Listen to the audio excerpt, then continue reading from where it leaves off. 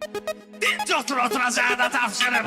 Elə fərqi var, sən böysən, mən şağa. Meyxananı döndərməyin bardağa. Qarabağ üçün çox insanı torpağa. Lap az yaşlı uşaq da tapşırıblar. Lap az yaşlı uşaq da tapşırıblar.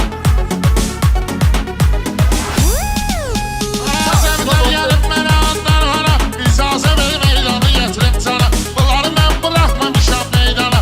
Bunları qapıda aşağıda tapşırıblar. Bunları qapıda aşağıda tapşırıblar. Bir qulaq as yırtıcı vampirlərə. Biz gedirik meçidlərə, pirlərə. Qısmağa xod getmək meçidlərə. Saxla başımı çanaqda tapşırıblar. Saxla başımı çanaqda tapşırıblar. Ruslanlayan mən bunları incidim. Yavaş yavaş meydanı mən tərpədim. Nə mənə atan pul bıraxıb xod gedim. Nə də ki bayır bazarda tapşırıblar. Nə də ki bayır bazarda tapşırıblar. Rəşad dediksən ləzzət eləyir sənə. Kimsə o yandan qıvət eləyir sənə. Hac qabullular balet eləyir sənə. Ad bu yazıb varaqda tapşırıblar. Ad bu yazıb varaqda tapşırıblar. Elə düşmüsən çöllərə mən çöl kimi. Durub çıxıyaram sənə buzğun kimi. Atdan düşmə belə burjun kimi. Dinc oturacağına tapşırıblar. Dinc oturacağına tapşırıblar. Orxan başqadır arzu istəyi. Bizə bugün xiridarım var dəstəyi. Böyüklər mənə öyrədib çox şeyi. Mərifət qanacaqda tapşırıblar.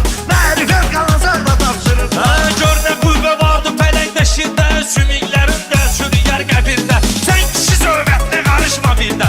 Qızıl burunda bağda tapşırıblar. Qızıl burunda bağda tapşırıblar. Meyxananın başqadır qanunları. Primorskidə çoxdur vurğunları.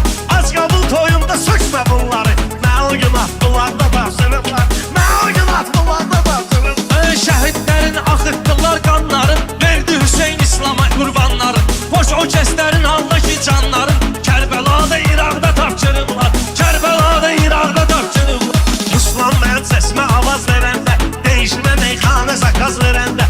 Ələtdən çıxıb bura qaz verəndə. Radar çoxdur qabaqda tapşırıblar. Radar çoxdur qabaqda tapşırıblar. Tapşırıblar. Tapşırıblar.